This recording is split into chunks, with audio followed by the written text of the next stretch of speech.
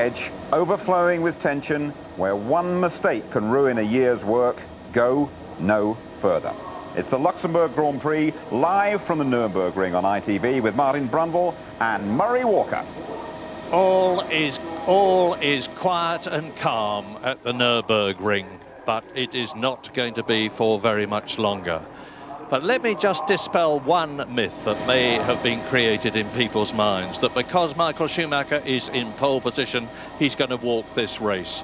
Let me remind you that at Monza this year, 2 weeks ago, he was in pole position for the first time this season with Jacques Villeneuve alongside him in the Williams. They both blew it, and the two McLarens just drove through to take the lead. A brilliant start. It could happen again here. Although Michael Schumacher has been assiduously practicing his starts at Fiorano, which is the Ferrari test track at Maranello. And alongside him there, for the first time ever, and the first time he's been on the front row of the grid, Eddie Irvine. Two scarlet Ferraris on the front row of the grid. It's the only constructor that's got both its cars on the same row. And what better row could it be than the front row? Mika Häkkinen behind Michael Schumacher has got it all to do, and don't overlook him, Giancarlo Fisichella. He has got the Benetton to his satisfaction for the first time since the British Grand Prix this year, and he is very quick in the dry, and it is dry. But we'll know very shortly when they get round that first corner, as hopefully they will, what may happen. Well, Michael seems very confident of getting off that start line, but I'm sure he'll be thinking about the last race in Monza, where he had an appalling start from pole position. Last year here, he had a poor start, and his young brother ran into him, as I know you heard earlier in the programme. So I think this will be the hurdle he has to clear. Then I think if he does get away, and I wouldn't be at all surprised to see Irvine getting to the first corner first if he does his normal start. But if Michael does get away, then I think he could run off and hide in the early stages of this race. The Goodyears seem very good around here. Although Michael's slightly slower than the McLarens in the warm-up, I think he was carrying an awful lot of fuel, a heavy fuel load. And fuel here is a key element. It's about 0.3 of a second per lap for every 10 kilos of fuel that you carry around with you. It's the highest penalty of the year to carry a high fuel load. And so I think that's why they're going to end up, most of them, two stopping, and I think that'll play a significant part in the race, Murray. I'll tell you this, Ferrari and Goodyear together have tested 13 different tyre compounds, and they settled only on Friday on which one they were going to have, and they settled for conditions which are exactly the same as they are here at the Nürburgring today. When they came here on Thursday and Friday, and it was hot and sunny, clear blue skies, blazing sunshine, they heaved a sigh of despair because they thought they had made the wrong decision. Now they at least know that they've made exactly the right decision. Have Bridgestone, who are on the McLarens and specially tailored for the McLarens, to the fury of some of the other teams, especially Benetton, similarly made the right decision. It's a fascinating situation. Ferrari and McLaren, Mika Häkkinen there, Michael Schumacher there. Eddie Irvine alongside his teammate, and he could be the spoiler in this race. Remember how he earlier has taken the lead from Michael Schumacher, sprinted away, and then let Michael Schumacher through. And that is perfectly fair. This is a team event, and the Ferrari team are going to be bending every muscle to help Michael Schumacher win the championship. Both Ferraris on brand new tyres. In fact, I expect all of the front runners and probably all of the grid actually to be on brand spanking new tyres. Because of the wet running that we've had, they haven't run as many slicks as they would normally do so. And there you can see the mechanics now moving away, ready for the green flag lap procedure as they go on the formation lap, where they're not allowed to overtake. They have to hold position, and it's for them to go around and warm up the brakes, keep the tyre temperatures up, and look at the heat haze coming off. That's a combination of engine heat, tyre heat, everything, smoking the tyres away at the front of the grid as they head off down to that first corner. It's quite a long run down to the first corner, and it's very tight when you get there, and that's why we've often seen coming togethers here. It's an S-bend, in fact, a right and a left. And there's a bit of gradient here at the Nürburgring. It is 2.8 miles to the lap. Eddie Irvine leading Mika Häkkinen. There's Fisichella behind him as Michael Schumacher sprints away. He'll slow up, of course, because the last thing he wants is to be sitting on the start line while everybody's forming up slowly behind him, and he's in danger of burning his clutch out.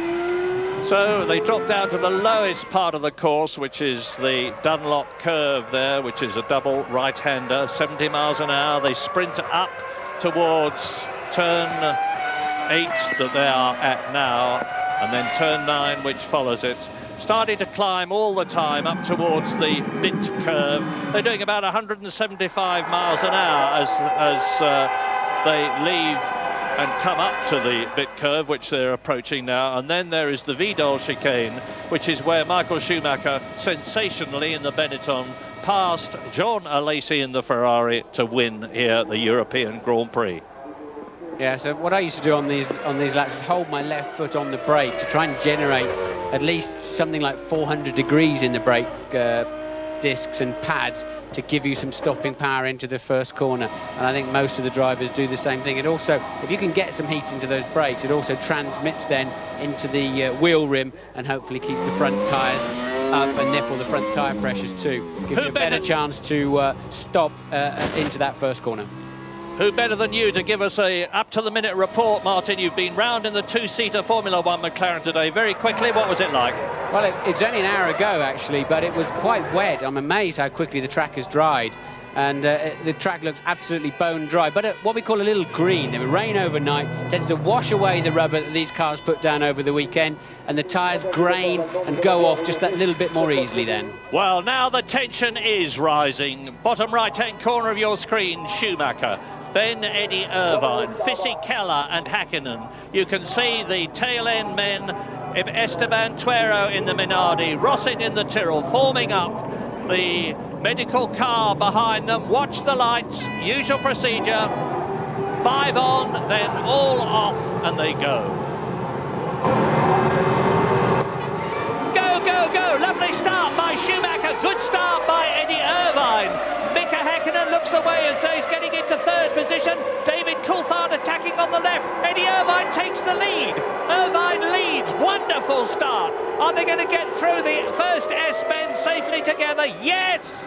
Although there's a Williams slowing up badly there. It's Irvine leading Schumacher, then the two McLarens. Everybody through. It's a clear run. Now, is this the start of a McLaren strategy? Well, I think what Hakkinen has to do is stay right behind Michael Schumacher, because clearly Irvine's going to want to let Schumacher pass very quickly, and Hakkinen wants to be there to try to pick up the pieces and be an opportunist. I expected Irvine was going to get away well. I think he seems to hold on to the revs a bit longer. They got it. Two Ferraris left the line identically, but somehow Irvine manages to build up speed more quickly. But at the moment, the field are running very well. Coulthard up into 4th place. He passed the Benetton off the line. So 2 Ferraris and 2 McLarens, as you can clearly see. 2 Benettons just behind that. Excellent start by David Coulthard. Yes, he's up from 5th, past Fisichella in the Benetton to 4th position as Eddie Irvine leads into the chicane at the end of lap 1 out of 67. And Schumacher goes through. This is the arrangement. Schumacher goes through. Now Eddie Irvine will do his best to hold Mika Häkkinen up. Yes, that's the point I was talking about. That's why Hakkinen had to be right there under the gearbox of Schumacher to stop that happening. He didn't, he wasn't able to, and unless he can get a run into that first corner, now the opportunity has passed. And it's behind them in 4th position, David Coulthard. 5th is Fisichella, then his teammate Alexander Wurz in the Benetton. 7th is Frentzen, 8th is Ralf Schumacher in the yellow Jordan, ahead of Damon Hill, who is 10th. We ride with Mika Häkkinen. My goodness, he's got an uphill climb now, because first of all, he's got to get past Eddie Irvine, who will be very, very carefully controlling his speed in an effort to let Michael Schumacher build up a lead and hold up Mika Häkkinen. All's fair in love and war, and this is revolution as Esteban Tuero in the Minardi comes into the pits at the end of his first lap. And remember what a good job Irvine did in holding up the McLarens back at the French Grand Prix in Manicourt, and now they've really got a problem on their hands. Coulthard got the Benettons chasing away at his heels, but now Mika Häkkinen's got to steer at the back. of the Ferrari, and it'll be so easy for Irvine just to take it a little bit steady and let Schumacher wander off into the distance. Which is exactly what it looks as though is happening now, coming up to the end of lap 2 now. Schumacher was just 0.2 of a second ahead of Eddie Irvine at the end of the first lap. It's going to be much greater than that, but the important thing is now, with Michael Schumacher having obviously made the fastest flying lap and the fastest standing lap, he's increased his lead to 1.3 seconds. Ferrari, McLaren, Benetton, and then behind Wurz, the leading Williams, Heinz-Harald Frentzen. Behind Frentzen is Ralf Schumacher still, and remember, Michael Schumacher is on his home turf now. He lives not very far away from here. He knows the Nürburgring like the back of his hand. He's driven it in Formula Ford, he's driven it in Formula 3, and of course he's driven it many times in Formula 1, and indeed he's won this race, the European Grand Prix then in 1995. Mika Häkkinen not making any impression on Eddie Irvine. No, Michael Schumacher 1.1 seconds quicker than Irvine on that first flying lap, and then Irvine 0.4 quicker than the two McLarens. So at the moment the Ferraris have it easily.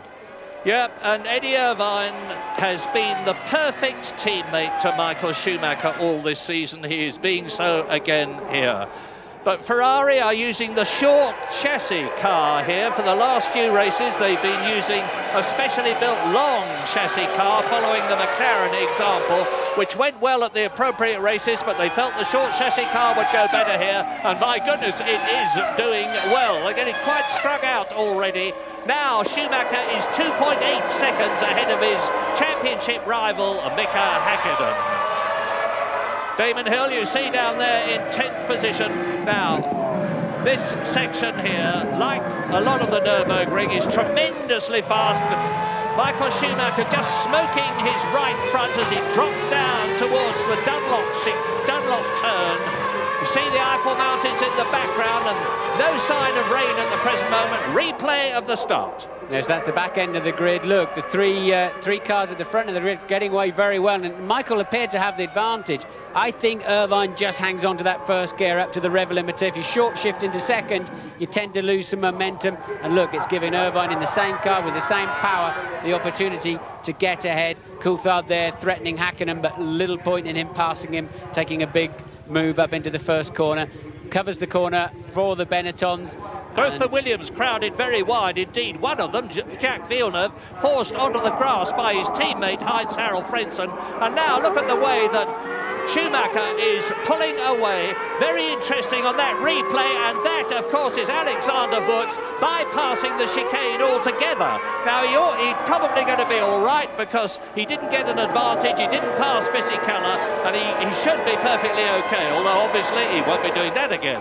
No, new fastest lap from Michael Schumacher on a 22.1. I think Wurz will just about get away with that, but the stewards will have a look at it to see if he gained any advantage at all, or failed to lose a place by doing that, but I think he'll be home and clear on that. Again, Michael over a second a lap faster than the McLarens.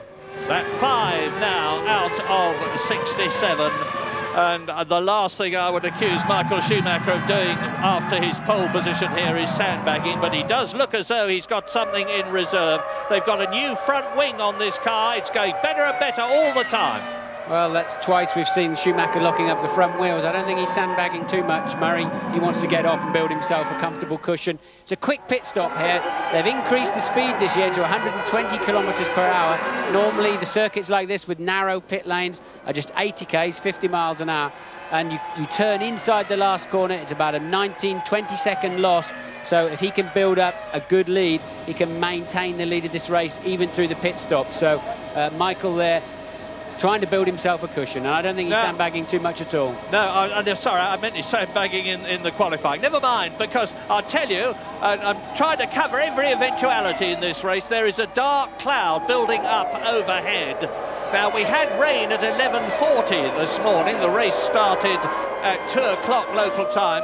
We had rain which thoroughly wetted the circuit, but it dried out. Now that rain here is like Spa. It comes totally unexpectedly, very quickly indeed, and it could happen here. Fisichella in 5th position is starting to close on David Coulthard's McLaren ahead of him. There are the two McLarens. In the background you saw the Benetton.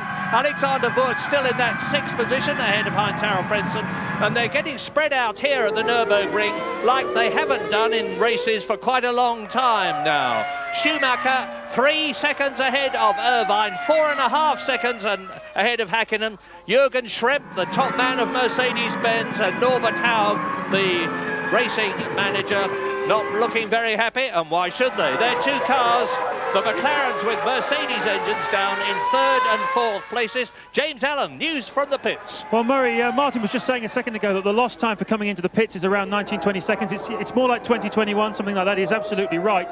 And Schumacher trying to build up a lead of that sort of size, but he's going absolutely tremendously at the moment. People down here in the pits are very impressed with his pace. It's almost a 3-stop pace, but let's not get down that route. He's pretty surely doing a 2-stopper. But interestingly, Ferrari are taking no chances. They've got 3 refueling rigs here with exact amounts of fuel, so they can call the strategy at the exact moment they want to ensure that Schumacher gets exactly the amount of fuel he wants, so it doesn't carry 5 or 10 extra kilos at any one stop. Amazing precision. Yes, that's pretty good forward thinking there by the Ferrari team, and that may well pay off later in the race. And we're on lap 7 now, which already is over 1/10 distance. There is the nearest battle we've got. It's Ralf Schumacher in 8th position, trying to catch and get past Heinz-Harald Frentzen, the German, in the Williams in 7th position. Heinz-Harald Frentzen's last but one race for Williams after 2 years with the team before he joins Jordan next year. He's swapping places with Schumacher. Ralf, who is going to the Williams team in 1999. Yes, Ralf must have been bundled out of the first corner. He lost a couple of places off at the start, so trying to make up ground there, and I suspect Ralph's car is faster than the Williams. He's been pretty strong here all through practice and qualifying, but Fisichella's not giving Coulthard much breathing space, is he? No, he is not. There is the Italian, and there is David Coulthard. Now, the thing that's surprising me, frankly, at this stage of the race is the comparative slowness of the McLarens. Do you think there's any implications of a pit stop strategy here? That's Jarno Trulli out of the race altogether. Yeah, there's 2 cars out, look. Oh, and Pedro Diniz. I don't know if they had a coming together or if they've just coincidentally retired at the same time. But anyway, they are both out. 20 left out of the 22 that started. As you watch Michael Schumacher on lap 8, leading the Luxembourg Grand Prix held here in Germany. Well, we know that Tuera retired early in the race in his Minardi with a broken drive shaft, and that's almost certainly where you see them bouncing across the curbs. Yellow flags waving there, that means that that's probably from where Dinitz's car is on the side of the road. But the nasty curbs you see at the little chicane near the end of the lap, I'll point them out later, they give the transmission a terrible time. And that's one thing all of these guys have got to remember. They must not start launching their cars through those curbs. Martin, hats off to Eddie Irvine, who has really come good in the Ferrari team this year. He's had a couple of 2nd places and 5 3rd places this year. Front row of the grid for the first time in his career as you watch Coulthard and Fisichella. And Eddie Irvine is staying ahead of the championship contender Mika Häkkinen, staying ahead of David Coulthard, looking quite relaxed about the whole thing, lapping just 1/10 of a second slower than Michael Schumacher, and lapping 1/10 of a second faster than Mika Häkkinen. Eddie Irvine is really making his mark in this race. And that is Heinz-Harald Frentzen, the German, still ahead of Ralf Schumacher. And on lap 9, the order is Schumacher Michael, now leading his teammate Eddie Irvine by nearly 4 seconds. As you look at the Williams there, Mika Häkkinen 3rd, Coulthard 4th, Fisichella 5th, Wurz 6th, Heinz-Harald Frentzen in 7th position. Michael Schumacher exits the long Dunlop curve at about 70 miles an hour. Accelerates up to, he's doing about 180 now as he backs off for turn 8, the left-hander with the... And that's where he crashed off in or spun off in practice in qualifying yesterday, overcommitting himself. And it is easy to go in there, get on the bumps and get the backhand out of shape, and suddenly there's no room for error on the grass. We're going to take a quick break. We'll be back very shortly. Schumacher, Villeneuve und Damon Hill. Und außer Esteban Tuero sind mittlerweile auch Jarno Trulli und Pedro Diniz nicht mehr dabei. Und jetzt sehen Sie wieder die aktuelle Abstandszeit. Und da können wir sehen, dass Mika Häkkinen minimal aufgeholt hat. 1 Zehntel näher rangekommen an Michael Schumacher. In der Klammer immer die Zeit der Runde davor. Und dann kommt die neue aktuelle Zeit dazu. Der Abstand, Eddie Irvine, Mika Häkkinen, hat sich eingependelt bei 1,5 Sekunden. Aber Christian, bis jetzt hat der Mika Häkkinen noch nicht einmal so richtig Eindruck machen können auf Eddie Irvine. Nein, ich habe den Eindruck, dass er zwar mitkommt, aber so richtig angreifen bzw. blockiert werden von Eddie tut auf jeden Fall noch nicht. Besteht die Möglichkeit, ich meine, die Möglichkeit besteht immer, aber kannst du dir vorstellen, dass die McLaren vielleicht doch wieder erwarten? Im letzten Jahr haben ja alle zweimal stoppen wollen oder halt zweimal gestoppt, dass die McLaren vielleicht auf eine Einstopp-Strategie setzen, während die Ferrari wieder zweimal reingeht? Gut, das kann schon sein. Es wäre aber speziell bei den Witterungsverhältnissen hier sehr, sehr riskant, denn ein Schauer kommt hier schnell am Nürburgring und dann ist es halt gut, wenn man mit wenig Sprit unterwegs war, denn dann kann man den Reifenwechsel doch zum richtigen Zeitpunkt machen. Ja, aber Häkkinen kommt jetzt wirklich gut. Also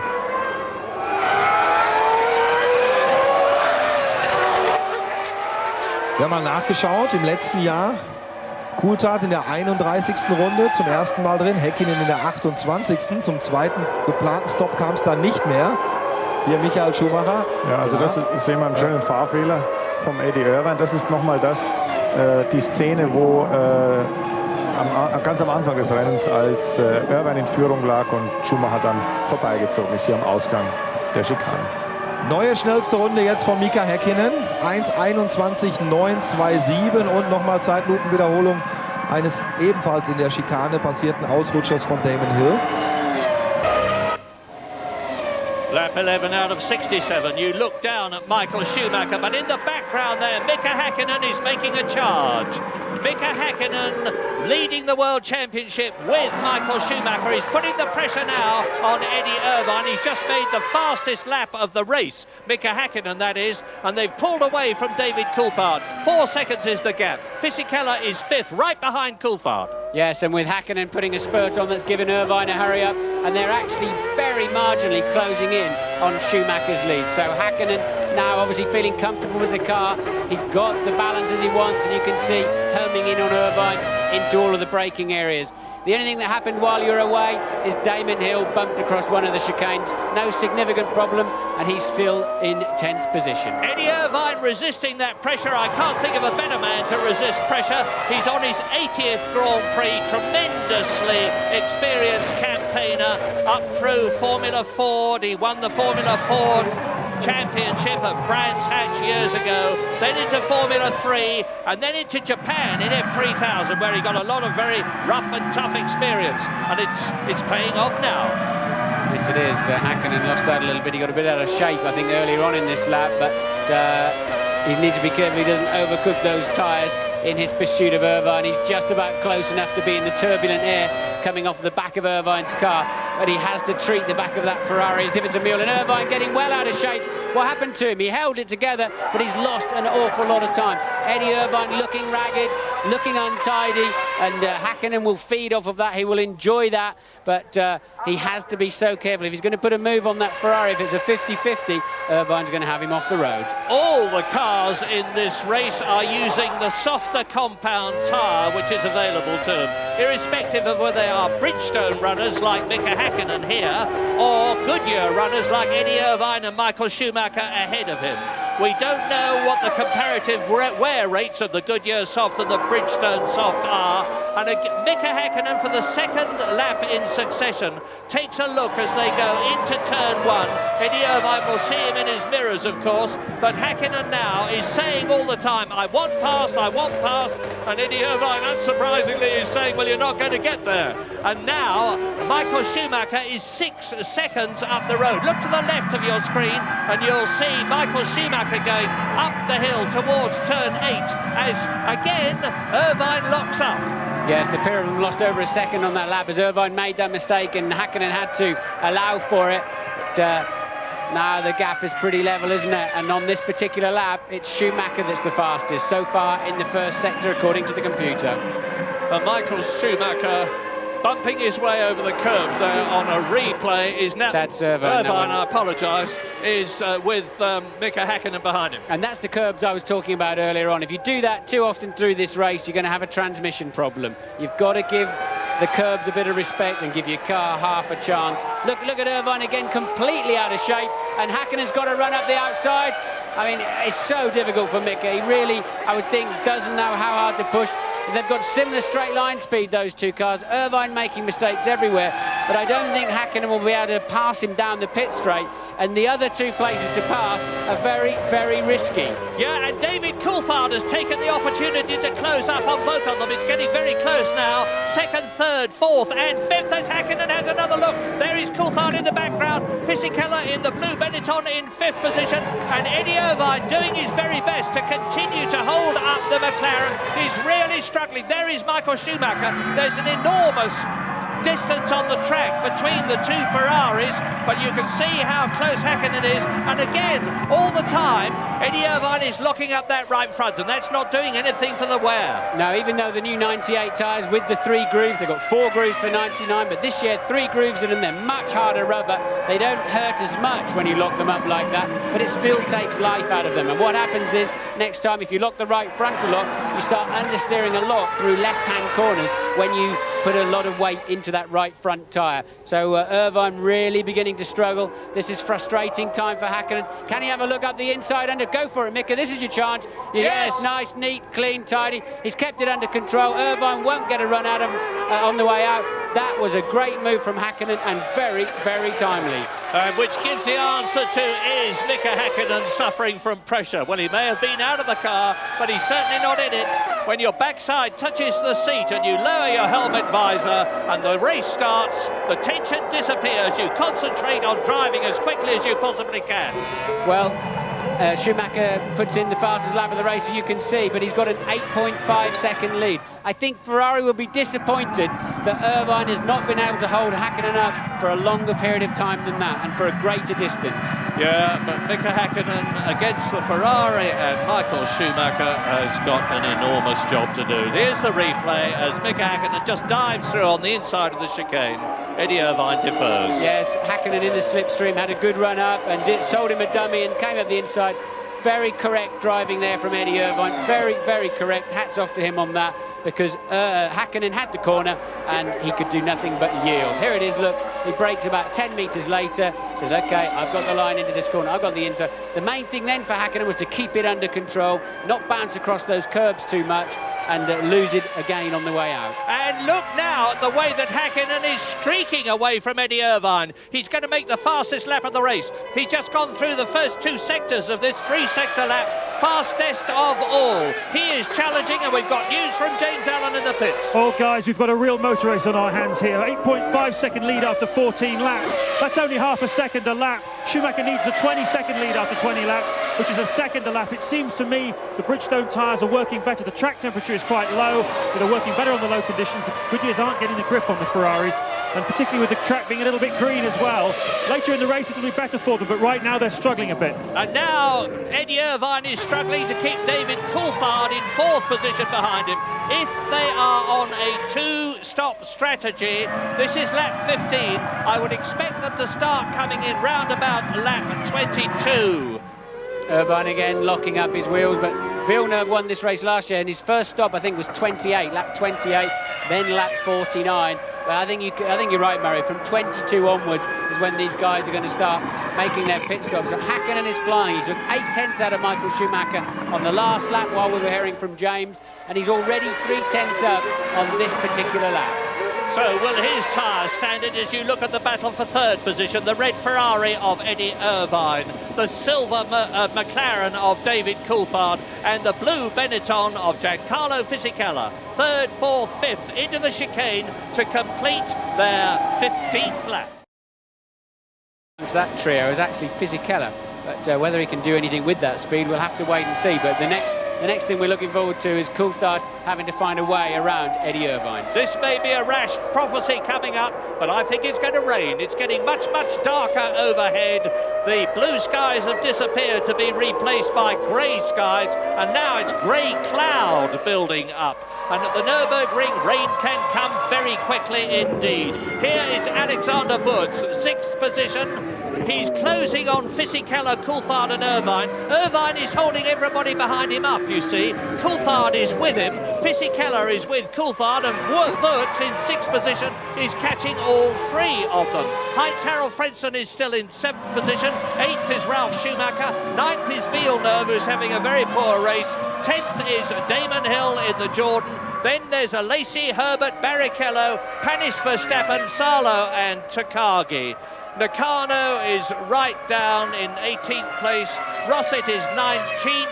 Tuero is out of the race. Trulli is out of the race. Pedro Diniz is out of the race. 3 retirements on this, the 17th lap. And again, Mika Häkkinen is going faster.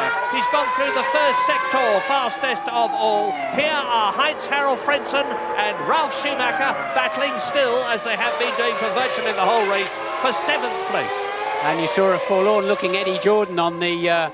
Michael Schumacher getting very, very wide out of turn 2 there. A slightly forlorn-looking Eddie Jordan. Remember, Jordans are just 1 point behind Benetton, who are 1 point behind Williams in the World Constructors' Championship. And at the moment, the Benettons have 2 cars in the top 6, and the Jordans are down there in 8th and 10th. There's only one chicane on this 2.8-mile circuit. It's nearly the end of the lap. Michael Schumacher himself designed it, and I tell you, he is absolute mustard through it. I told you that Mika Häkkinen had gone through the first 2 sectors fastest, and Michael Schumacher was much faster through the 3rd sector. This is Häkkinen. Now, look at him running wide at the chicane, right up onto the curb. Has that hurt his suspension? No, there's no harm done there. He's lost a couple of tenths, and he's obviously going just a little bit too deep into that braking area. You inch into them. I say you a metre at a time. You just go a little bit later, a little bit later. Mika has now found the limit, and it's cost him a little bit. But the lead at 8.3 seconds now. He lost 9 tenths to Michael Schumacher on that lap with that mistake. So Mika knows he's got to brake a touch earlier next time round. Just to keep you right up to date, Pedro Diniz went out with an hydraulic problem, and they've had a lot of those. Salo's had the same sort of problem. Salo is still running in 16th position. Jarno Trulli had a transmission problem. Here is Mika Häkkinen, and he's done the fastest lap. He's recovered from that slide he had at the chicane. Eddie Irvine has still got Coulthard tucked up almost under his rear wing, as Coulthard has got Fisichella. That's Häkkinen's wife on the right. And Mansour Ogier, one of the bosses of the McLaren team, his wife Kathy on the left. And they're enjoying that little overtaking manoeuvre, and it was nicely done there from Mika Häkkinen earlier on in the race. Clearly Häkkinen had that big slide. As you saw at the following lap, he did a new fastest lap of the race on a 1:21.1. He's flying again now, the gap down to 8.1 seconds. But Michael Schumacher has definitely responded. Very different reaction from the 2 wives there. Mansour Ogier's wife looking really exultant about the whole thing. And Mika's wife, Arya, like Mika himself, very, very, very cool and deliberate about her applause for her husband's success. Lap 19, 67-lap race. Schumacher, in spite of the fact that Häkkinen bouncing over the curbs there, has just done the fastest lap, is 8.1 seconds ahead of the Finn, or was, because Häkkinen's going across the line now, and he should have closed up just a little bit. He has, by 1/10 of a second on lap 20. And it's time to leave the Nürburgring for a while, but we'll be back very soon. Schumacher is still 7.5 seconds ahead of Mika Häkkinen on lap 21 out of 22, as we expect the first pit stops. But here is the battle for 3rd position, and watch Fisichella in the blue Benetton. He's caught right up with David Coulthard, and he's in a challenge position now. And that's the Tyrrell team, that's Ricardo Rosset, who's just been lapped by Michael Schumacher. He's last in the race, 19th, 22 started, 3 are out, Tuero, Trulli and Diniz. Top 10 on lap 22, Schumacher 6.8 seconds ahead of Mika Häkkinen as you watch the German rounding the Dunlop turn. Eddie Irvine is 3rd, just ahead of Coulthard, who is just ahead of Fisichella, who is being caught by Wurz. 7th is Frentzen, who's been there just ahead of Ralf Schumacher the whole race. 9th is Jacques Villeneuve, and 10th is Damon Hill. Well, it's down to 6.8 seconds, and Hakkinen is already half a second up on this lap. No wonder Michael Schumacher locked his brakes into the Dunlop chicane, hairpin rather, because Hakkinen is on an absolute charge, and Schumacher will know all about it. It seems to me as if the Ferrari is working its tyres a little bit harder than expected. And look at Alexander Wurz in the background, in the second blue Benetton. He's caught right up with the three in front of him. That's his teammate Fisichella, David Coulthard in the silver McLaren, and Eddie Irvine in the Ferrari. 3rd, 4th, 5th, 6th and 7th. Look how cautious Eddie is under braking. We've seen how much he's been struggling all through the race so far. He's definitely holding these people up. I think they should be bringing in Coulthard, and if they're on two stoppers, and Fisichella pretty soon. They're on the three behind. The McLaren and the two Benettons are all on the Bridgestone tyre. It does seem to me, as I said, that the green track and the difficult with less rubber down on the track, the Ferraris are overworking their tyres. They've got to bring Schumacher in because Hakkinen is reeling him in. It's down to 5.5 seconds now. It's the right time for Michael Schumacher to come in and put on a new set of boots.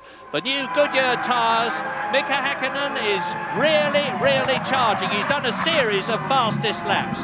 David Coulthard there, his teammate. Ahead of him is Irvine. Behind him is Fisichella. Behind Fisichella is Wurz. The two Benettons with the Playlife Mecachrome Renault V10 engine, it's all the same thing, are really moving here. They've got them handling very well after having problems in previous races. And I'm looking to see whether the Ferrari mechanics are out. And no, I can see tyre racks, but I can't actually see the Ferrari mechanics themselves out.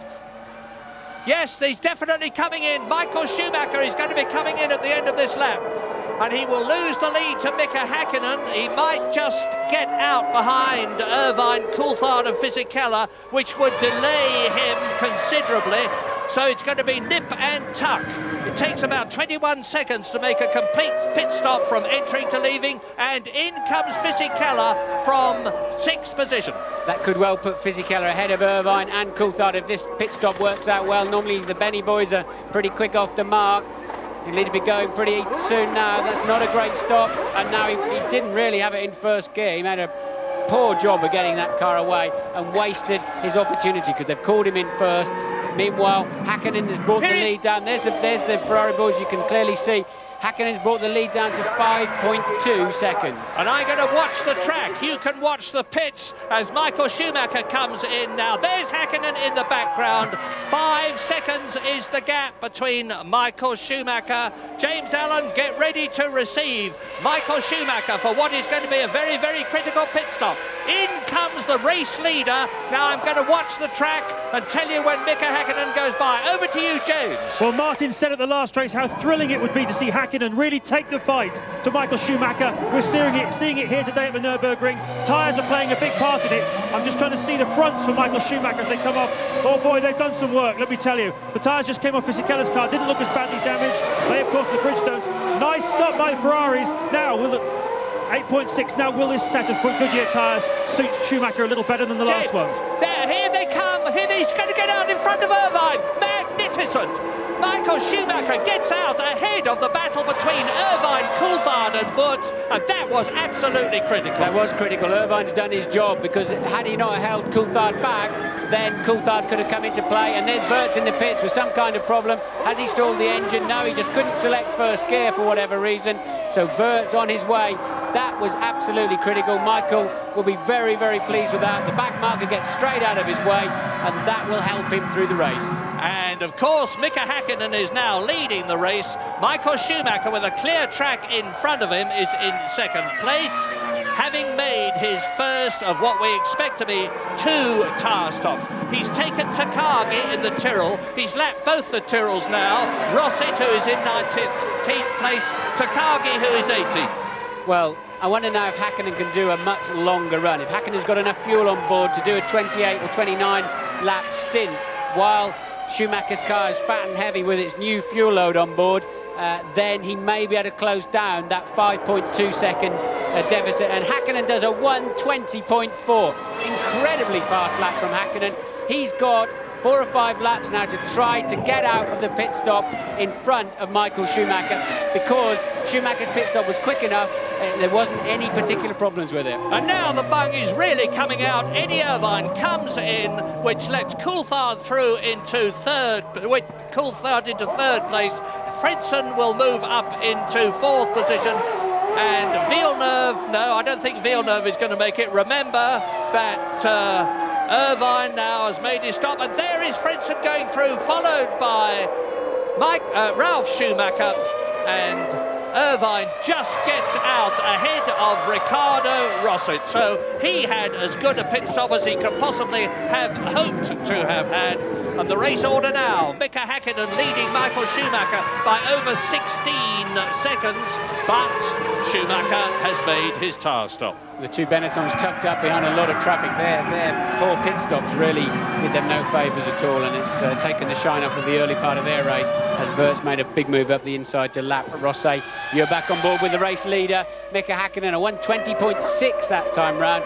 He really is making the difference. I wonder if McLaren gave him enough fuel to give him 28 or 29 laps, because if so, when he comes out of the pits, assuming he has no problems during the pit stop, he could well be neck and neck with Schumacher into that first corner. Yeah, a one-stop strategy would be about 33 laps before he came in. I can't see that happening, but anyway, here is Coulthard. He has got ahead of Takagi. Yeah, Coulthard out on his own, of course, because Irvine has made the pit stop. So that should release Coulthard to put some hot laps into, which in fact he's doing with a 22.0. Yeah, of course, both Mika Häkkinen in the lead and David Coulthard, who is third, know that they've got to go really quick now as Damon Hill comes in from what was 6th position in the Jordan. He's had a very, very nasty temperature-oriented cold for the last 3 days, has been feeling very groggy, hasn't driven as fast as he wants to for physical reasons. The car is going well. His teammate Ralf Schumacher, who has stopped, of course, is now down in 11th position. We're going to wait for things to settle down just a little bit as the new race leader, Mika Häkkinen, comes through at the end of his 27th lap. This is some of the best driving I've ever seen from Mika Häkkinen. He's no longer being hunted down in the championship. It's all level, as you well know, and Michael Schumacher's been setting the pace in this race, so Häkkinen, for the first time all season really, has had to chase hard. And we saw him have that problem in Monza when he was chasing Schumacher with the brake failure, but now he's put in some blistering laps, and Häkkinen, one of the finest drives of his career. 6/10 of a lap, 6/10 of a second faster than Michael Schumacher there on the previous lap. Mika Häkkinen, look at Coulthard. Murray, look at this. Mika Häkkinen, 2.3 seconds, quicker than Häkkinen on the last. Häkkinen quicker by 2.3 seconds than Schumacher. Schumacher in traffic. That could be significant on the pit stop changeover. Fascinating race. I remind you that Häkkinen and Schumacher are level on World Championship points as we look at this replay. I think we're about to see why Michael Schumacher was held up on that last lap, because that halved his advantage before the pit stops started up. I suspect Jos Verstappen moved across the chicane curb and into the path of Schumacher. Boys, look at the McLaren boys in the background, Murray. Just they were watching the Sauber come out of the pit lane. McLaren boys coming out into the pit lane, so clearly they're expecting one of their 2 cars in. Well, is it going to be Häkkinen? Is it going to be David Coulthard? At the present moment, the gap between Häkkinen and There's Schumacher... a McLaren. It's Häkkinen, Häkkinen in the pits. Are you there, James? Yeah, Murray, indeed I am, and the tyre wear looks fantastic, I have to say, from the Bridgestones. The right rear looks lovely. The front's to take the biggest knock here. The new set gone on. A little bit of untidiness at the end there. Look! Schumacher goes across the line as Häkkinen exits the pit lane. I told you it's going to be close into the first corner, and there it is. They're absolutely side by side. Schumacher getting out of shape. Can he put a move on Häkkinen on the exit? Häkkinen's got to cover him, keep it to the left, Mika, on the way into turn 3. Then you're okay. And they've got 2 cars in front of them are going to slow them up, and it looks as though Mika Häkkinen has put a successful move on Michael Schumacher, thanks to those blisteringly quick laps he put in after Michael Schumacher went in for his tyre stop. And Mika Häkkinen leads the race truly, properly now, leaving pit stop situations out of it. Mika Häkkinen leads the Luxembourg Grand Prix on lap 29 out of 67. Well, he was 5.2 seconds down before the pit stop started. He put in those fast laps. Then Schumacher lost 2.3 seconds in the traffic, and that's what happens. They go into the first corner side by side. Hakkinen makes it stick. Schumacher was surprised, lost the back end of the car. If that Tyrrell gets out of Häkkinen's way easily, there's a lovely piece of clear track ahead of him, and Mika is on his way. Yeah, he's coming up to the chicane. I don't think he's going to do it. Yes, he is, because luckily for him, the Tyrrell moves over and lets both of them through, Hakkinen and Michael Schumacher, as they complete their 29th lap. There was a Minardi, actually, but it doesn't really matter. He's out of the way, and now the two leaders are line astern, and Häkkinen's car looks the faster, looks more secure at the back end. Michael really struggling with the rear tyres on his car, in my view. He looks like he's having to fight the car on the way into all of the corners. Coulthard in from third. Meantime, Jacques Villeneuve has moved up to fourth place ahead of Eddie Irvine. Villeneuve has not made a stop. He's the only man in the top six who hasn't.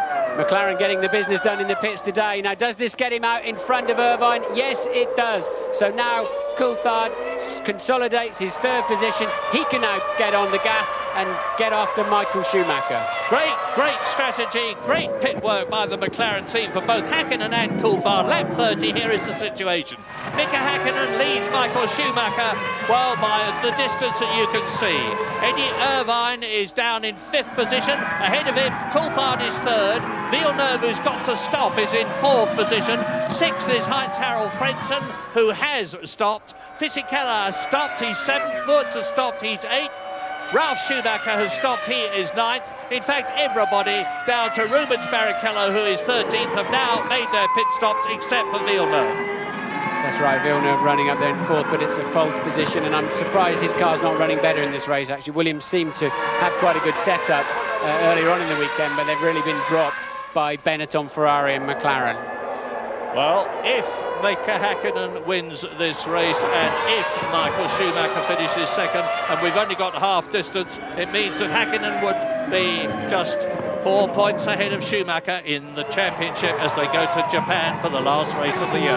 Well, now it changes around, doesn't it? Now it's Michael Schumacher hunting down his prey, as we've seen earlier on in this year. Remember in Austria, when Schumacher tried very, very hard to get past Häkkinen. In the end, it was Schumacher that fell off the road. Häkkinen running a little bit wide there out of the hairpin, as does Michael Schumacher, but now it looks a real head-to-head. And Ross Brawn, the technical director of the Ferrari team, says this is when Michael Schumacher's at his best, when he has somebody to chase, somebody to hunt down. And look, he's not letting that McLaren get away, is he? But remember, there've been two collisions involving Schumacher and the lead in a vital Grand Prix. 1994, when Damon Hill and Michael Schumacher collided in Adelaide and settled the World Championship in Schumacher's favour. Last year at Jerez, when Michael Schumacher collided with Jacques Villeneuve and came off the worst for it. The leaders are completing their 31st lap. Well, you can see Mika slightly more tentatively now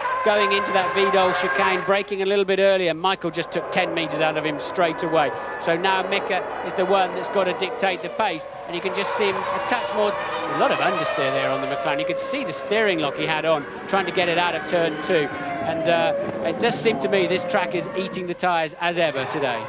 Remember what James Allen was telling us about Hakkinen and Schumacher at Macau. I was there, but I'll come back to that later, because in comes Villeneuve, the only man in the top 10 not to have stopped so far. He comes in from what was third place at the time, for a rather long pit stop, considering he must have used more fuel than the others. David Coulthard will have gone through into third position. Eddie Irvine will have gone through into fourth position. Heinz-Harald Frentzen should just get through into that place. And coming towards us now, that is the Tyrrell, and behind him is, I think, yes, it's the Jordan of Damon Hill. 10th position, top 10, Hakkinen, Schumacher, hardly anything between them. Up to third, Coulthard, up to fourth, Irvine, up to fifth, Frentzen. Eddie Jordan looking a bit lugubrious and sad and very serious.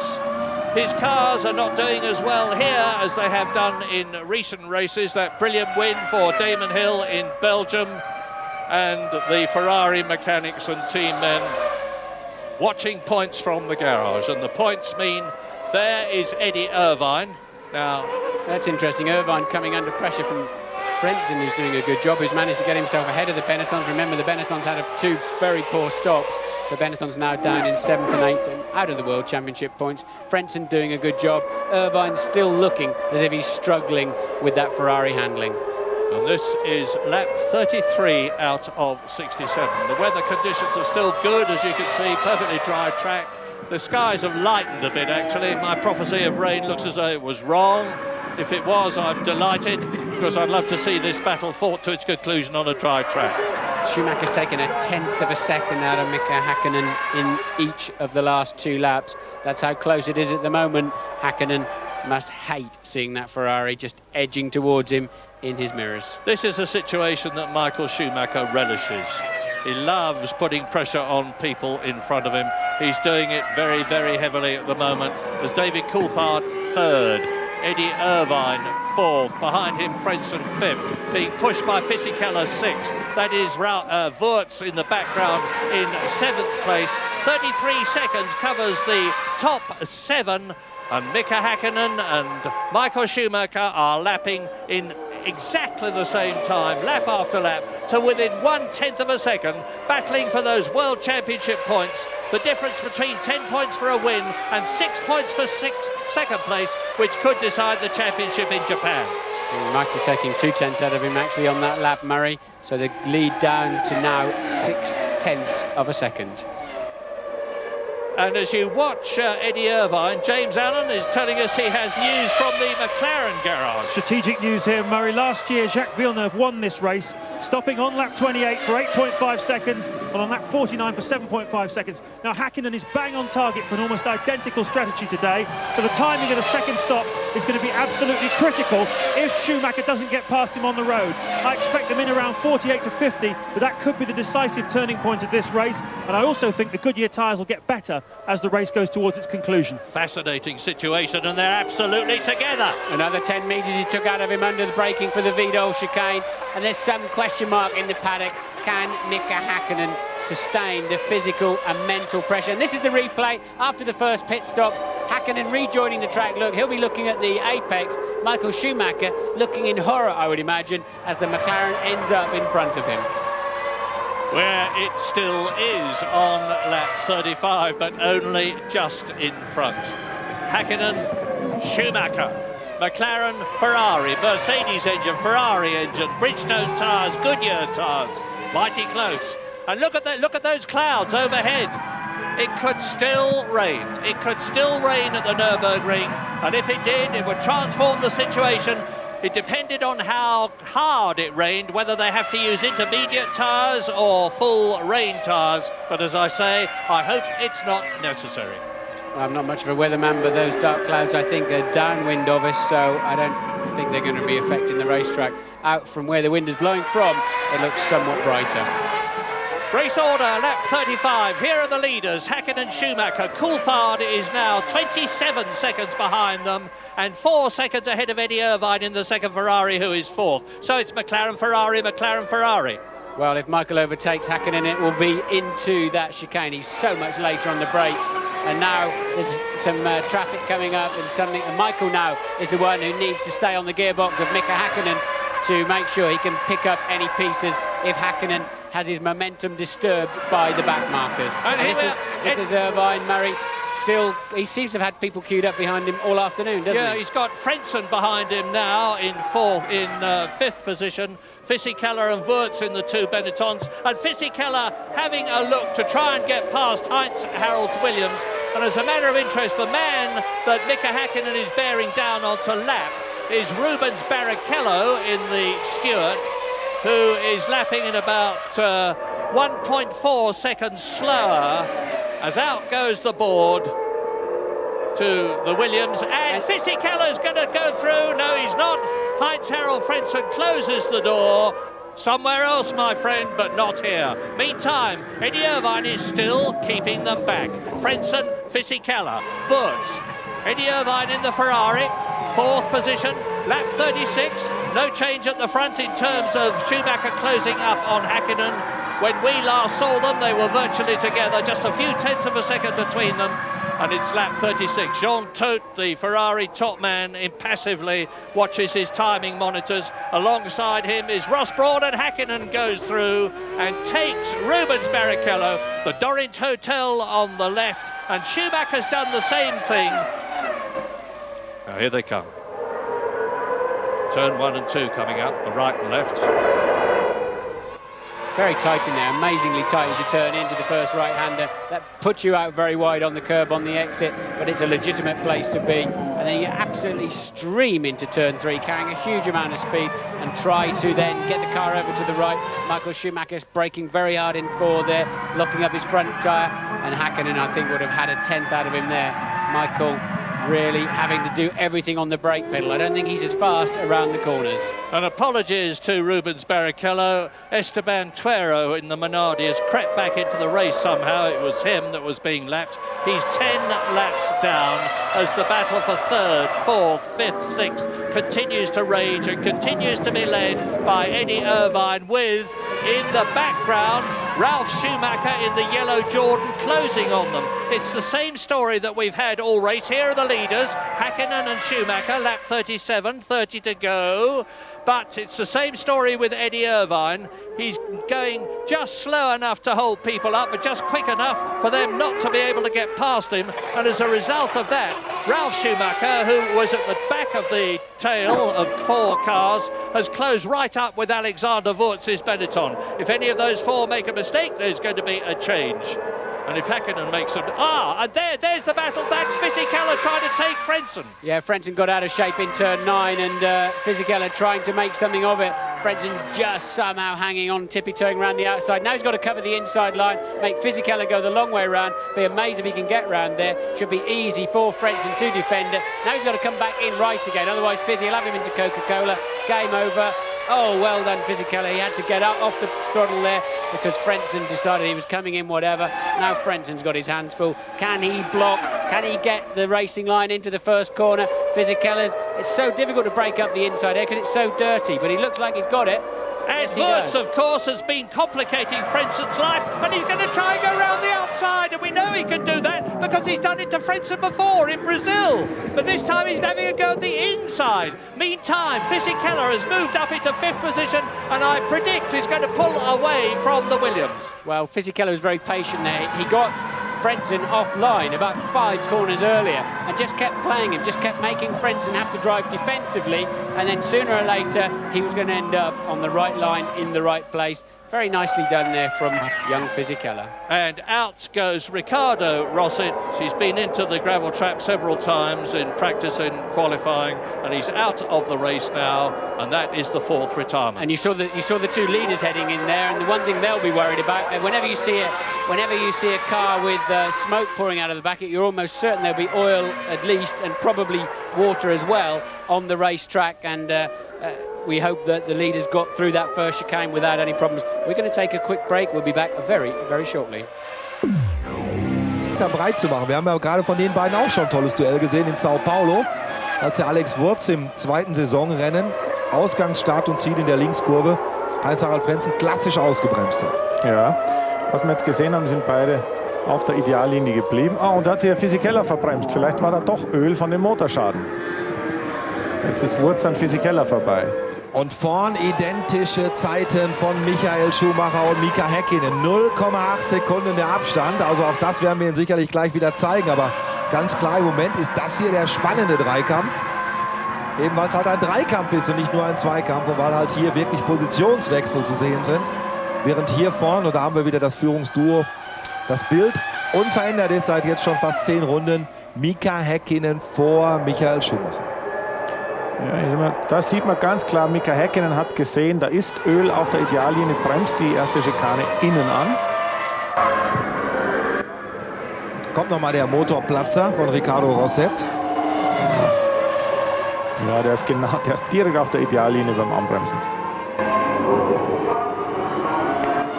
Ja, da kann er wenig machen, er kann auch nicht nirgendwo anders hinfahren. Hier sieht man, die Autos ins Trudeln geraten da durch das Öl. Das ist Tuero. Der Ärmste, der ohnehin schon reichlich Rückstand hat, jetzt auch noch durchs Kiesbett. Aber immerhin, er fährt noch. Ja, solche Dinge, ob jetzt da Öl auf der Strecke ist, die kann man nicht immer sehen, aber man kann sie mitgeteilt bekommen. Also wenn Mika Häkkinen in Funkkontakt mit seiner Box ist, bin ich mir ziemlich sicher, man hat ihm gesagt, Achtung, da war gerade ein Motorschaden beim Anbremsen auf die erste Schikane. Und er ist eben fit genug und gut genug, das auch umzusetzen. Und wenn die Jungs an der Strecke schnell genug sind, dann zeigen sie natürlich auch noch zusätzlich eine Warnflagge. Aber bis jetzt haben wir da keine gesehen. Schauen wir mal aus der Onboard-Perspektive, ob wir jetzt... 27, while you were away, Giancarlo Fisichella got it all wrong and lost 2 places. He was passed by Frentzen and his teammate. There he is, Wurz. Behind Wurz is Frentzen. Just behind Wurz is Fisichella. Just behind Fisichella now is Ralf Schumacher. When I say just behind, it's about 2 seconds. And that's the battle with Frentzen 5th, Wurz 6th, Fisichella 6th. Yes, and we didn't see it on the TV, but I believe that Fisichella got out of shape. There's some oil. We saw Ross's Tyrrell blowing up. Watching the leaders, they're taking a very strange line into turn 1. They're turning in very, very early. This Eddie Irvine is that Irvine's engine? Locking. I think he locked his brake big time, and they're having to turn in extremely early into 1 because the Tyrrell lost a lot of oil, and I think it caught young Fisichella out, and he lost 2 places through it. Now look at Ralf Schumacher in the yellow Jordan. Behind him is Jacques Villeneuve, who's made his stop. Now let's get it all together. Here's the race order on lap 41. Mika Häkkinen and Michael Schumacher separated by about a second. There's a replay, and you're right, Martin. Eddie Irvine locking up his brakes. Coulthard is 3rd on his own, some 34 seconds behind the leaders, 6 seconds ahead of Irvine, who is in 6th place, in 4th place. Here are the leaders. There you saw Hakkinen jinking across to the right-hand side there to miss the oil, and then taking a huge amount of curve on the way in. And Schumacher doing the same thing, so it's ending up neither of them are getting an advantage. This will be a slow-mo replay of Hakkinen. I don't think he's had any particular problems. I think it's just to show you the energy levels that are going on as they bounce across those curbs. Michael Schumacher in hot pursuit. You'll see, as we saw in qualifying yesterday, his right rear tyre going absolutely crazy across those sawtooth curbs, but it doesn't seem to affect them. Schumacher looking slightly closer, Murray. Yep, David Coulthard on his own 3rd, then Irvine 4th, Frentzen 5th, Wurz 6th, Fisichella down to 7th. Ralf Schumacher in 8th position. 9th is Jacques Villeneuve and catching Ralf Schumacher. 10th is Damon Hill. 11th is Lacey, and he's the only man now, apart from the 10 in front of him, who are on the same lap, because now Barrichello has been lapped, so has Panis, so has Verstappen and Salo, Takagi and Nakano. Johnny Herbert is 4 laps down. He's had a miserable Luxembourg Grand Prix. He's had a miserable second half of the season, for that matter. Esteban Tuero is still, I think, staggering round. He's 10 laps behind the leaders. Jarno Trulli is definitely out. Pedro Diniz is definitely out. And you watch Heinz-Harald Frentzen on lap 43. He's in 5th position. There's Eddie Irvine in front of him, Alexander Wurz pushing hard behind him, Fisichella pushing hard behind him. So you're watching the battle for 5th position as they drop downhill, start to climb again to come through and complete the lap. And the fastest lap that we have had so far in this race was Mika Häkkinen as long ago as lap 25, 1 minute 20.45, which compares with the lap record Heinz-Harald Frentzen last year, 1 minute 18.8, and into the pits goes the Benetton. It's Wurz, I think, the first of the 2 Benettons. Wurz deciding to take an early stop, I believe, because he's being held up. Sorry, I'm wrong, it's Fisichella, because he's being held up by the Williams of Frentzen. So Benetton boys ready, see if they can do a better stop than last time around when they were, I believe, over 10 seconds. He needs to be out of here, 8.5 seconds. He needs to be on his way if he's going to get, still not terrific, but not too bad.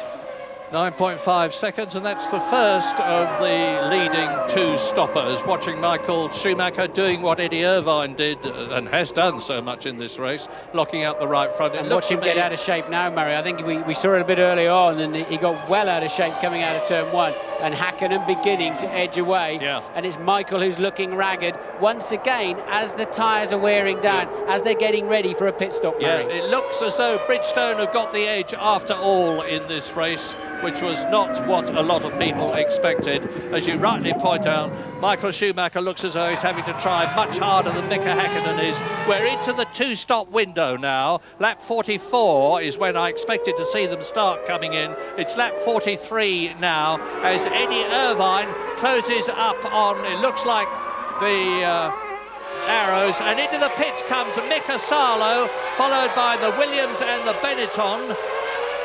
It looks like the North Circular, doesn't it? They're all coming in at the same time, but it's a straight fight, really, between the Williams mechanics and the Benetton mechanics.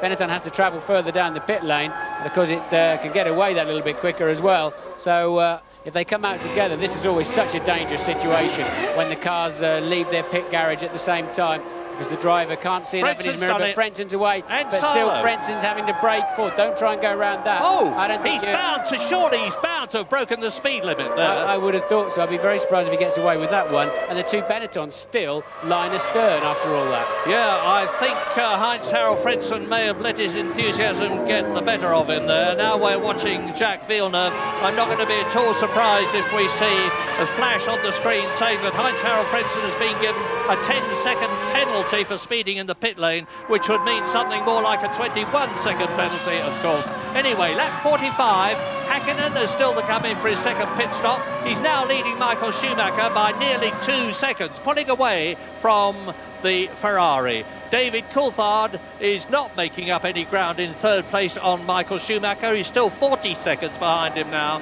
This race is, as it should be, very much about the two men who are leading the World Championship. There they are, tied on points. Hakkinen leads at the Nürburgring. Michael Schumacher in second position as they come underneath the bridge up to turn 8. Now the right-hander, turn 9, and it looks considerably less than 2 seconds to me as they drop down towards the bit curve. The right-hander, they're doing about 180 miles an hour here. Brake hard for the chicane, down to about 60 miles an hour, which they take in second gear.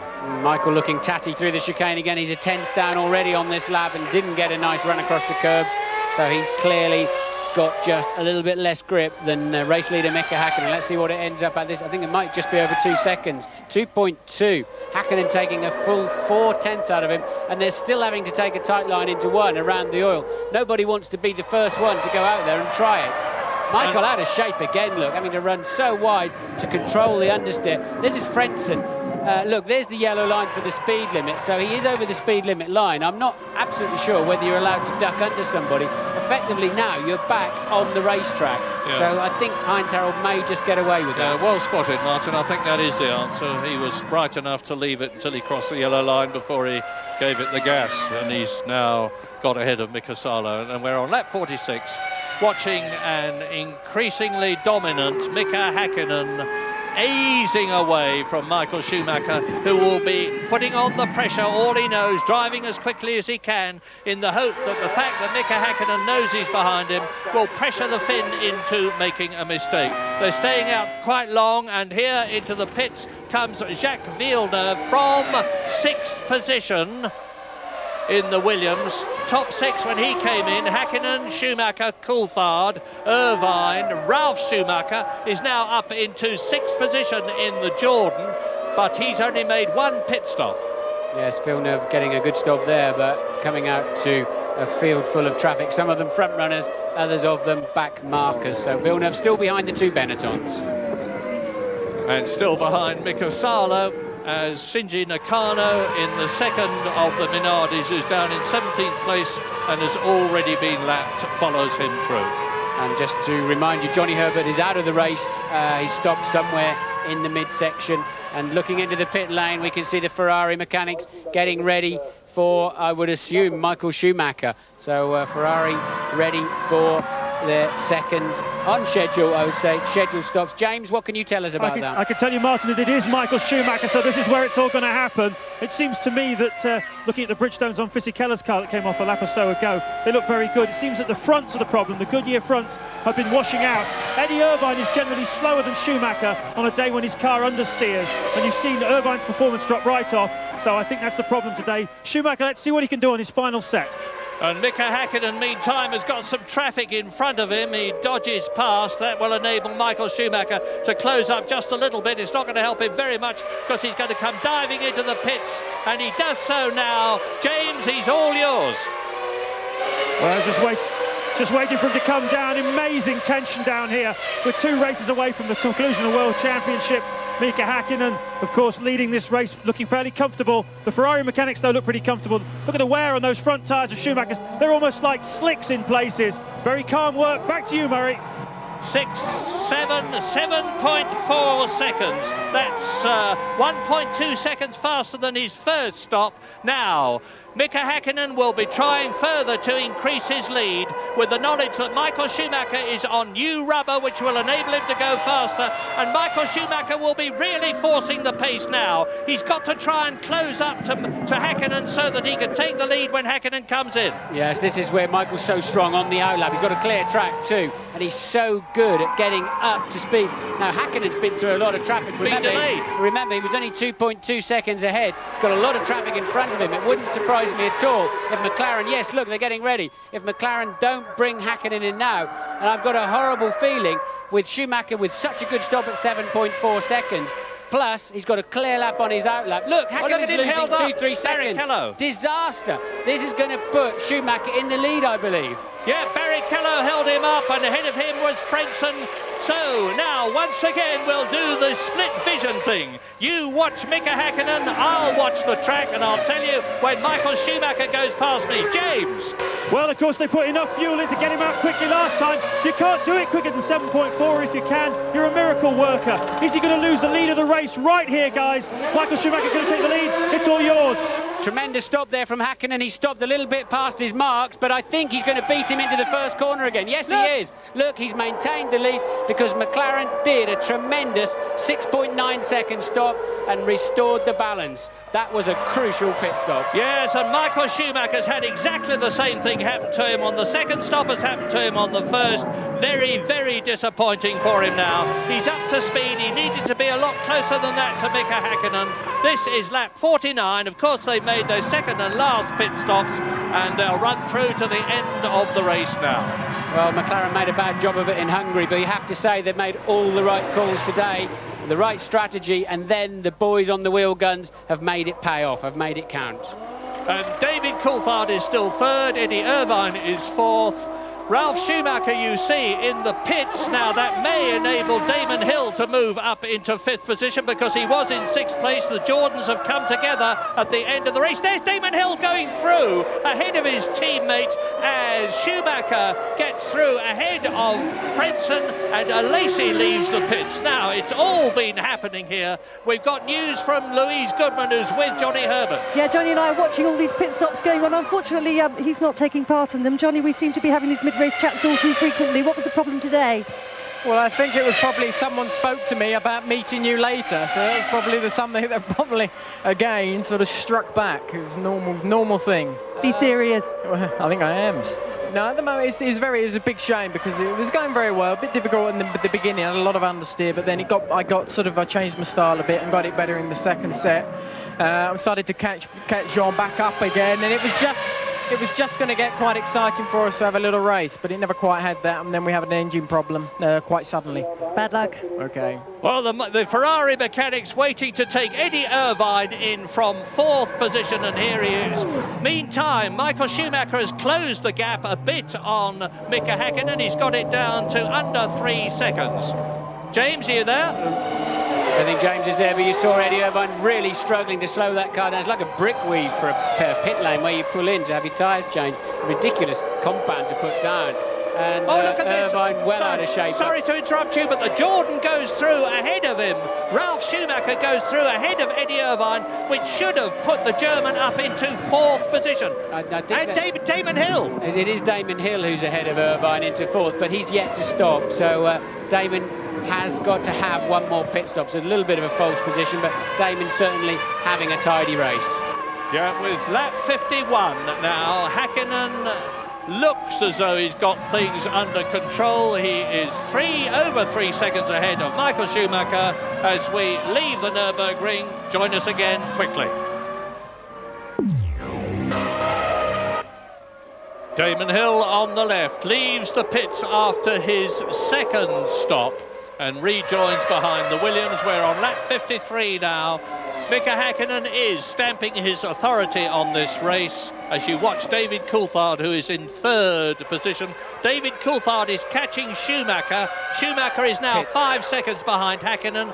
Damon Hill was fourth and is now dropped down. Coulthard into the pits, which of course is going to move him down the pecking order compared with Michael Schumacher. Irvine in fifth position in the Ferrari, Ralf Schumacher in sixth place. This is a scheduled stop for Coulthard, and I think it could momentarily put Hill up another place, but Coulthard there quite easily out in third place, but well out of touch with the two leaders. Over the yellow line, back up to race speed as he rejoins the track with a clear track behind him and a clear track in front of him. Here comes Michael Schumacher in the Ferrari, and he is now nearly 5 seconds behind Mika Häkkinen. Yes, the traffic has been falling all wrong for Michael Schumacher, getting held up badly through some higher speed corners, and that's enabled Hakkinen to pull out a 4.9 second lead. Hakkinen looks the more comfortable, and there's Ralf Schumacher going across the gravel trap. Don't know which corner. In fact, he's regained the racetrack, but he's got some kind of problem. Look, as he's touching the brake pedal, his right front is locking. That would suggest to me a left rear puncture. Yeah, it's just coming out of the S-bend at the beginning of the lap. Damon Hill passes him, and Ralf Schumacher's race looks as though it's run. There he is, you see, turning into turn one, running over the curb, over the gravel, bypasses turn two altogether as the Williams goes through and takes him as Ralf Schumacher, in front of his countryman, rejoins the track. We're on lap 54 now, 67 lap race. That's David Coulthard, who has been in and made his second stop. So everybody now, right down to Shinji Nakano, who is 16th, has made their second and presumably their last stop. Well, this is all very significant because at the moment, if the positions stay like this, then McLaren have a very good chance of sewing up the Constructors' World Championship, as we see Hakkinen in a lot of traffic too. But also Irvine chasing Coulthard for third in the World Championship. Coulthard currently ahead of Irvine and scoring points well with only one race remaining. So at the moment, it's all heading McLaren's way, but of course there's still 14 laps remaining. Yes, McLaren leads with Hakkinen, McLaren third with Coulthard, Ferrari second with Schumacher, Ferrari fourth with Eddie Irvine. That means to say that Häkkinen's extending his Drivers' Championship lead over Schumacher, and McLaren are extending their Constructors' lead over Ferrari, with Heinz-Harald Frentzen in fifth place, Fisichella and Wurz sixth and seventh, Jacques Villeneuve eighth, Damon Hill down to ninth after his stop. Jean Alesi is 10th and has been lapped as Verstappen goes off. Yes, goes off right in front of the leader, Murray. So Verstappen off the track right in front of Hakkinen. Hakkinen had to take to the curb on the inside, which is the new line. He's found there anyway away from the oil, and it didn't distract him at all. So Hakkinen on his way. And look, once again, the traffic just not falling for Michael Schumacher. No, Sala in front of him is having a battle with Verstappen for 14th place, but may not be watching his mirrors. Yes, he is. Well done, Mika. He just lets Michael Schumacher through, and there is Verstappen running off as Hakkinen scrambles over the curb. That was a lucky, very near miss for Mika Häkkinen. Yeah, it's so easy to watch the other guy and make your own mistake, especially as he appears to be heading on the same trajectory as you, and you're going to meet somewhere when he rejoins the circuit, but no such problem there. Hakkinen on his way. Yeah, and Schumacher has got past Verstappen as well as Mika Salo. Now, he's still got another car between him. It looks like it is Jean Alesi's Sauber, and Jean Alesi is down in 7th place and has been lapped. Mika Häkkinen coming through to complete his 55th lap as Ralf Schumacher tours in on the left. We're riding with Michael Schumacher. Yes, when Hakkinen came up behind Alesi more or less went over to the side and parked to let him through very, very easily. So I would expect the same service for Michael. No reason to believe anything different. But Michael, it just looks slightly dispirited somewhere, doesn't it? It's 4.6 seconds to lead now. Another 3/10 as Ralf Schumacher tours in to retire. Race order lap 56 with 11 laps to go. Hakkinen 4.5 seconds ahead of the man you're watching, Michael Schumacher. David Coulthard 33 seconds behind Schumacher is third. Eddie Irvine is fourth. 5 seconds ahead of Fredson, who's got Fisichella 6th right behind him. Alexander Wurz 7th is 2.4 seconds behind Fisichella. Jacques Villeneuve is 8th in the Williams, 10 seconds behind Wurz. Damon Hill is 9th and John Alesi is in 10th position. And Ralf Schumacher now out of the race, and that makes 6 retirements.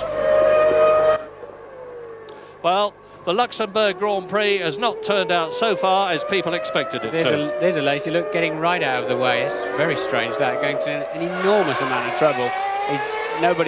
Barrichello's the position behind him, he's a minute behind in fairness, but Alesi being extremely helpful.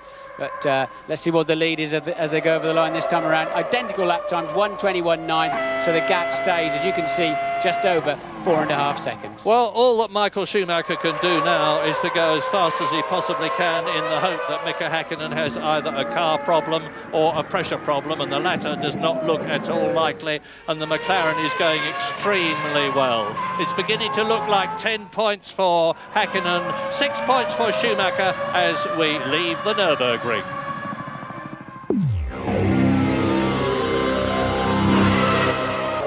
Musste einmal tief durchatmen. Also Spannung pur bei der Formel 1, wie in der Politik. Da sah es ja nach den ersten Hochrechnungen auch nach einem roten Sieg aus, und dann wurde der Vorsprung immer kleiner, wenn man den letzten Hochrechnungen glaubt. Hier haben viele geglaubt, der rote Michael Schumacher sei im psychologischen Vorteil. Dann stand er auch noch auf Startplatz 1, führte am Anfang, und plötzlich nach den ersten Boxenstops Mika Häkkinen vorn, und er hat jetzt wieder seinen Vorsprung ausgebaut, 5,3 Sekunden. Jetzt war schön zu sehen, beide fahren wieder Ideallinie, das heißt, das Öl, was wir da vorhin hatten, ist weg.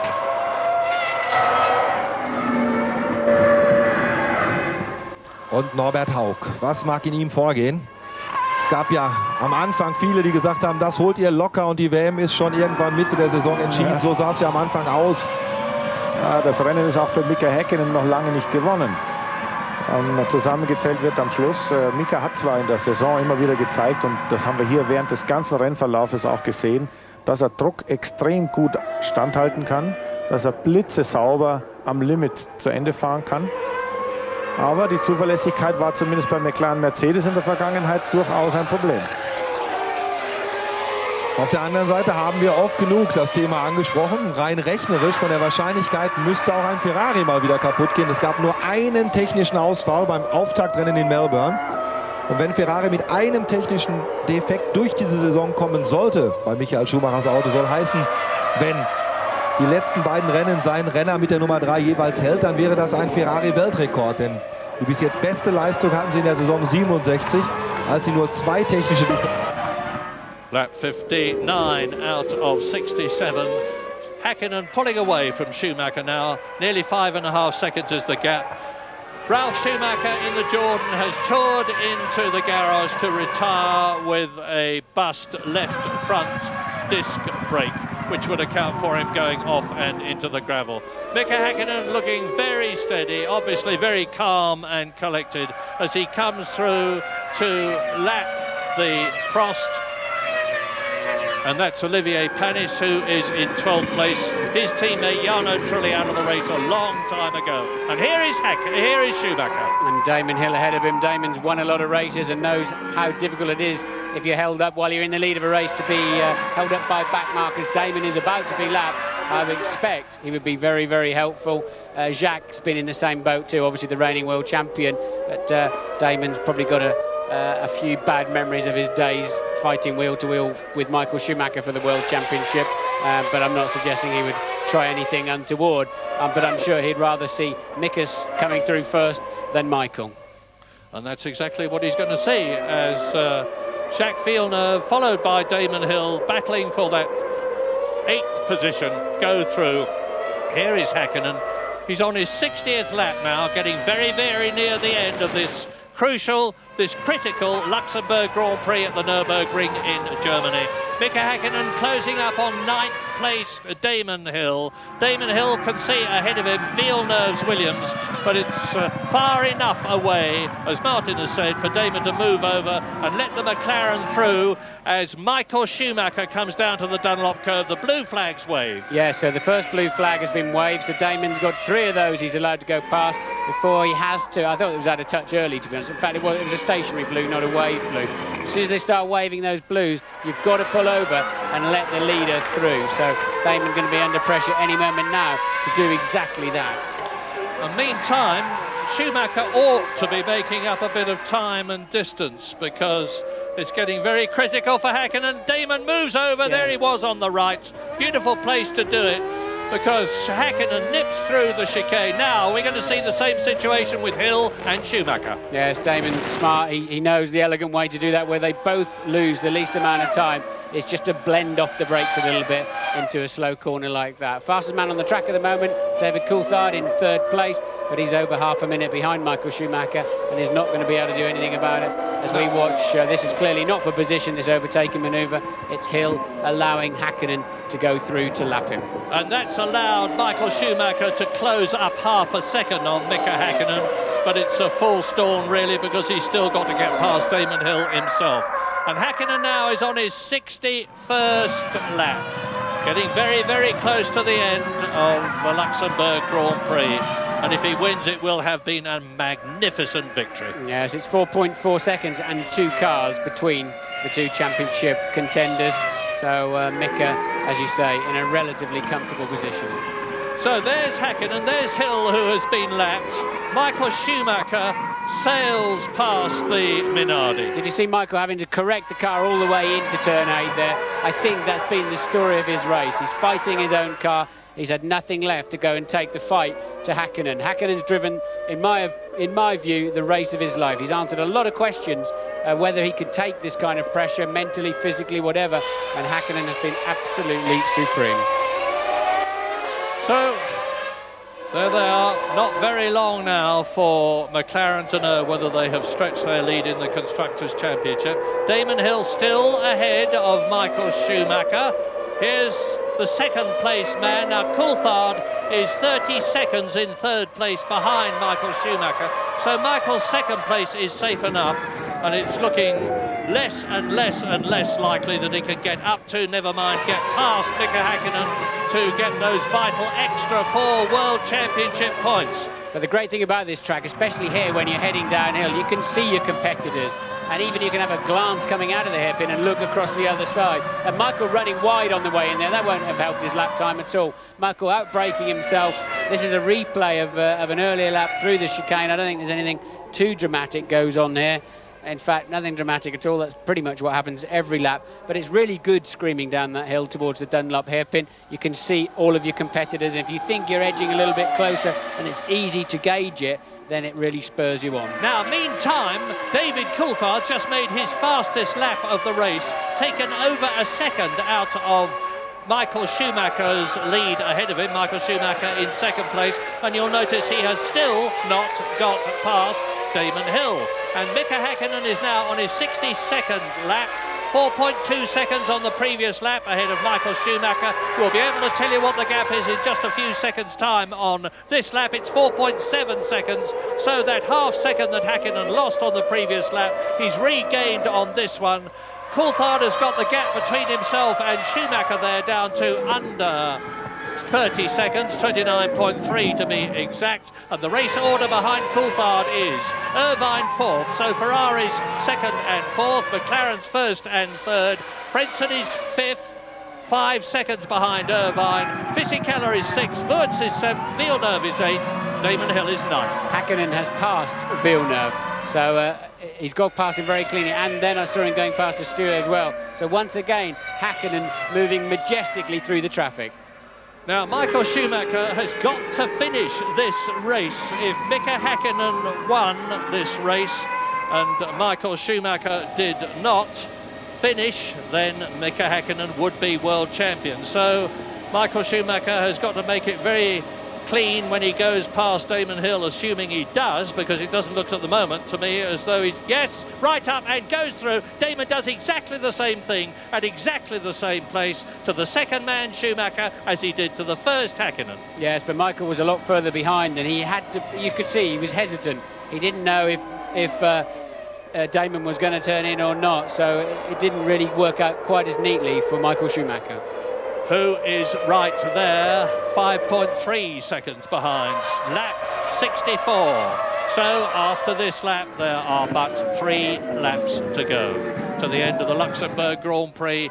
Race 15 in the 16-race World Championship. Just the 16th and last race at Suzuka in Japan on November the 1st in 5 weeks' time. A long, long gap for everybody to sit and think about what they're going to do before they make that long, long trip to Japan. And Michael Schumacher now making his way through the tail enders. There is Jacques Villeneuve, who's already been lapped by Hakkinen and is in 8th position. Schumacher runs wide on turn 8. It is, I think it's Jos Verstappen. It's one of the 2 stewards in front of him. It's got the white collar around the cockpit. It's so that's Barrichello. It's Barrichello in 11th position, and Schumacher's passed him, all clear, but he's lost time there. So it's all up now for Michael Schumacher in terms of a win, unless something pretty catastrophic happens to Mika Häkkinen in the last 2 or 3 laps. Yes, I have a feeling Michael Schumacher in the post-race press conference is going to be talking about how the traffic didn't quite fall for him today. 6.5 seconds down now, and he's still got to get past Villeneuve. Yes, indeed he has. There is Hakkinen, there is Villeneuve, there is Schumacher. Villeneuve, who is in 8th position, and that is David Coulthard. David Coulthard's continuing to eat into the gap between himself and Michael Schumacher. It's still 28 seconds, but it's decreasing. Yes, Coulthard, of course, tucked up behind the Ferrari of Eddie Irvine early in the race, and effectively the gap he's now behind was lost in a very short space of time in those first few laps. Up to the chicane again. This is the 65th time. They are out of turn 8. Out of turn 9. Here is the race leader making that 180-mile-an-hour dash up to the chicane, followed by the Scarlet Ferrari of Michael Schumacher, who, as you can see, has closed a lot on Jacques Villeneuve, who is effectively a lap behind him. And the difference in time between Villeneuve and Schumacher is not all that much, only 0.2 of a second. So Villeneuve is going to consciously have to move over to let Schumacher through. Yeah, curious that Hakkinen lost 3/4 of a second on that last lap with no apparent traffic. So Mika backing off. Obviously we're getting very near the end of the race, but already beginning to feel comfortable. Well, we are indeed getting very near the end of the race, because this is halfway round the last lap but one. Villeneuve lets Schumacher through, look. So Schumacher now with clear air between him and Hakkinen, but I don't think there's enough time to do anything about it. Hakkinen coming up to turn 6, climbing up towards turn 7, 8 and 9. That's the left and right-hander. Michael Schumacher really going for it now. There's nothing between him and Mika Häkkinen except track. A rather dispirited German crowd who had hoped to see their hero Michael Schumacher win this race and break clear of Mika Häkkinen in the World Championship. He is not going to do so, because Mika Häkkinen is about to start his last lap. There is the gap, you can see, 4.7 seconds. Michael Schumacher has reduced it by a second. I tell you, the crowd is already starting to leave. It matters more to them to get away. There's 150,000 of them here than to see Michael Schumacher finish not first, but second. Well, they're obviously forgetting that there's a Mercedes-Benz engine in the leading car at the moment. So clearly it's a pretty good day for Germany in many respects, with the 2 McLarens first and third, and their German hero up there in second place, with his championship chances still very much alive. But if my additions and calculations are correct, McLaren are about to win the Constructors' Championship for a... Has it happened yet? What's the calculation? No, I don't think they can here. Anyway, Mika I'm a Häkkinen. point down. They're 1 point. They need 1 point more. But at the moment, there's the McLaren boys going to the pit wall. Yeah, but to see their man come home against, it has to be said, expectations. Mika Häkkinen has risen to a very difficult occasion, absolutely brilliantly. Michael Schumacher is only going to be about 3 seconds behind him, but that is more than enough, because there is Häkkinen There is Michael Schumacher getting closer and closer all the time, but it's really all up for the German, and it's all to go for the Finn, Mika Häkkinen, into the chicane and out of the last corner, and Mika Häkkinen, McLaren Mercedes, is going to win, and indeed does win the Luxembourg Grand Prix, and he wins it by just 2.2 seconds from Michael Schumacher. An exultant Finn. He's a pretty dour, quiet bloke, but I think he's going to show some emotion when he gets out of the car after having magnificently, superbly won this race against such tremendous pressure. And of course, the psychological situation is reversed now, because Mika Häkkinen has got a 5-week gap with a 4-point lead over Michael Schumacher in the World Championship, and McLaren in a very strong position to win the Constructors' contest. Yes, and probably more importantly is he can afford to finish second to Michael Schumacher in Japan and still win the championship by dint of fact of having more second places. So Hakkinen now definitely having the initiative, and with a drive like that, a lot of confidence. And let's remember, Suzuka in Japan, Bridgestone tyres, if they're not good there, they won't be good anywhere, and I suspect they'll have a very, very good compound. And today the strategies were the same.